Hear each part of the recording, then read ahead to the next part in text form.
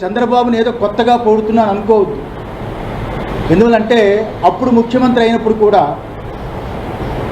చంద్రబాబు గెలవాలని, అప్పుడు మురళీమోహన్ రాజమండ్రి ఎంపీగా ఉన్నప్పుడు నేనే అప్పుడు రాజమండ్రిలో చాలా పెద్ద సభలు పెట్టి సాధువులందరినీ పిలిచి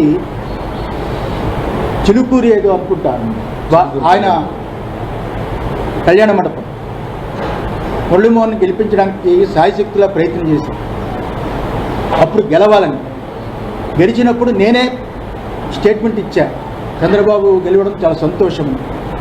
అందువల్ల ఎవరితోటి మాకు విభేదాలు ఉండవు. మేము స్వాములం, పీఠాధిపతులం, ధర్మం కోసమే పోరాడతాం. కానీ ఈరోజు ప్రెస్ మీట్ పెట్టింది ఎవరికి భయపడి కాదు, అది గుర్తుంచుకోవాలి. ఎవరికి భయపడి కాదు, వాస్తవాలు తెలుసుకోకుండా ఎవరెవరో కొత్తగా వచ్చిన వాళ్ళతో చేరి ఏదేదో తప్పుడు అభిప్రాయాలు వాళ్ళు చెబుతారని.